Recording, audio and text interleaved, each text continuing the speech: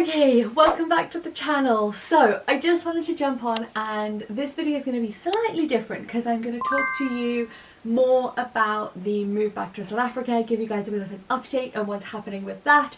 A lot of people have been asking questions about these precious lumps and asking how we're getting all the animals back to South Africa, but also about business and how that's going to work and the timeline and stuff like that. So let me update you about the pets first because they're the most important, and then I'll talk to you about the business and the timeline a little bit later. So first things first, moving these 3 gorgeous lumps home is top priority for us. All of them are coming with us. The process still is a little bit fuzzy in my head as to exactly how it works, but my husband seems to be more on top of it than I am, which is always good. Each of the animals, this is Max by the way, each of the animals need to have an animal health certificate and a passport that has their microchip numbers and their health information and their age and all of that good stuff on it. And then I believe we have 2 options. So option 1 is that they can be fetched from our residence, taken to the airport, flown, and then delivered to another residence in South Africa.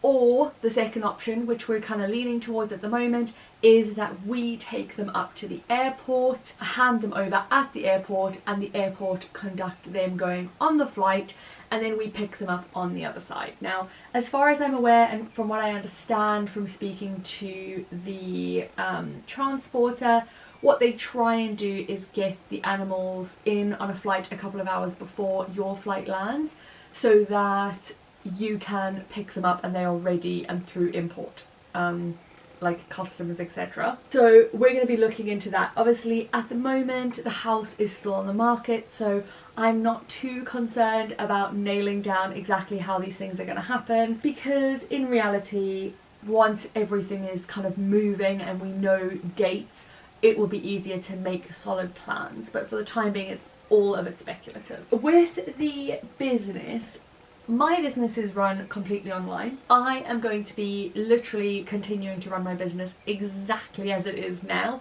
just from a sunnier climate with better weather, which is great.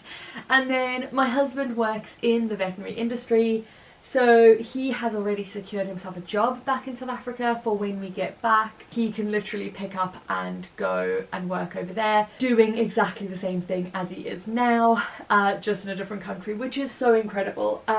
For anyone that has animals, you probably will have noticed that there is a vet and vet nurse shortage in the world at the moment. People are really struggling to get vets permanently. He is in a very, very fortunate position where his craft is very well in demand at the moment, which has made this whole journey so much easier for us as well. That is the animals and the business. I'm gonna move downstairs and just check on Millie, and then we will do a bit of an update on the house move and the timescales for that as well. So in all honesty, I can absolutely tell you that my ego is freaking out a little bit about the move. I still have moments where my ego is stronger than my calm. And I think that that's really important for you to all hear and listen to and understand, because regardless of how much work you do, regardless of how much healing you do, regardless of how much you love your life, there will still be moments that things aren't going to your timeline, and your ego will always put a timeline on things. For us, we've got a timeline that we would ideally like to work to.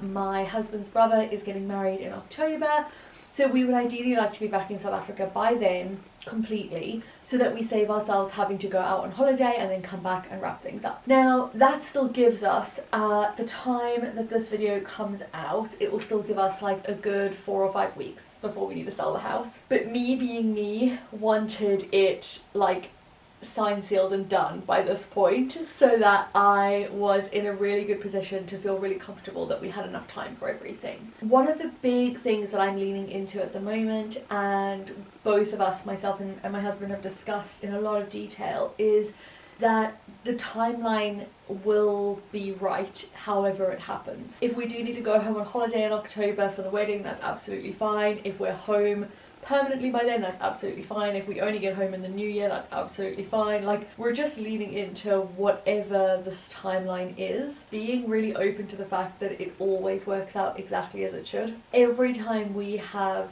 moved or made an investment, it has always worked exactly as it should, like to the best of our possible ability, normally better than we could ever imagine. We're just kind of leaning in that even though we really want this to work to a timeline, I keep on saying I definitely want to do spring summer as we, you know, fly across the world and just get to miss winter. But if that's not meant to be, then that's not meant to be. Like, it's absolutely fine. I think that that is a really big learning when you are going on this journey. Burnout is derived by us putting pressure on what we think should happen, how we think life should be. When we can just let go of all of that expectation and really enjoy the process and enjoy the journey, that's when it becomes absolutely magical. So I think it's really important that we start to just ask yourself, what is an expectation that I'm letting suck the joy out of my life right now? Is it the amount of money you should be making in your business, the amount of clients you should have, the timeline you should be working to? I hear so many people say things like,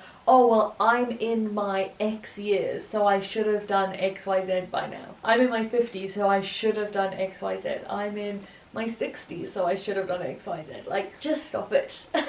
Literally, just stop it. We have got so much potential within us. We are born with an infinite amount of potential. And so many people will look at a small child or a baby or, you know, somebody in primary school and be like, they've got their whole lives ahead of them. Look at all of that potential. They could be anything. And I just want to tell you that you can still be anything. That potential hasn't disappeared. That potential doesn't stop existing because you cross over an imaginary threshold. One of my favorite things that I once looked up was the oldest self-made, was it a millionaire or billionaire? I don't remember. I'm gonna have to relook up the stat, but literally the oldest, I'm gonna say millionaire, self-made millionaire, was 72 when he made his million. So if you're telling me that you don't have at least a few more years before that, if not a few more decades, come on, come on. So I just want you to really connect in with that and think like everything is happening to a divine timeline. And that is what I truly believe with this move. Everything will happen to a divine timeline. We're on the market with 3 estate agents. We've covered our bases with regards to online, high street, independent. We have got a viewing later today on the day that I'm recording this, and we've got another viewing tomorrow. And by the time this comes out, hopefully we will have had a few more. Potentially by the time this comes out, it will have an edit at the end to say that we've got an offer and we're selling the house. But if not, that's absolutely fine as well. I'm really kind of feeling into the fact that I need to start clearing out the house. So even though we don't have an offer, nothing is finalised, I am going to start clearing. I have started to find homes for certain items that we already know that we're not going to be able to take with us, which is really magical because every single item that I have rehomed has been so incredible, and the person who it has gone to has been so worthy, which is just how I love it. Yeah, I think that there is a lot of lessons to be had as we go through this journey, and naturally I'm going to share them with you as we go on this journey, which is great. But the first lesson that I've really had to lean into is just trusting divine timing.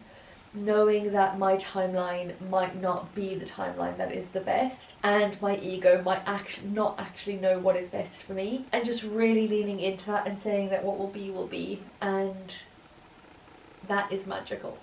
It really is. If you have any more questions about the move, about how it's going to work, how it's going to happen, literally anything that you want to know, please just drop me a comment and ask. I'm more than happy to discuss it in more detail. I know that not everybody who is watching this will be, you know, thinking about doing a massive relocation to somewhere like South Africa, but I do want to share the journey as we go on it and just make sure that I'm documenting it for our own review as well, because I think being able to document this journey will be really magical. I am going to get ready for the house viewing. I am going to take this one out for and we will see you guys next week. where we jump back into the burnout content in a lot more detail and start looking at each of the 3 truths of burnout in greater depth, which I think will be magical. I will see you guys soon.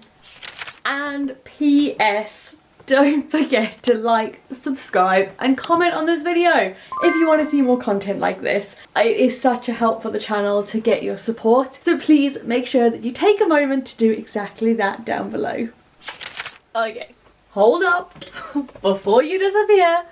I literally jumped on and filmed this video a couple of hours ago and spoke to you about divine timing and how I was just letting the universe take the wheel.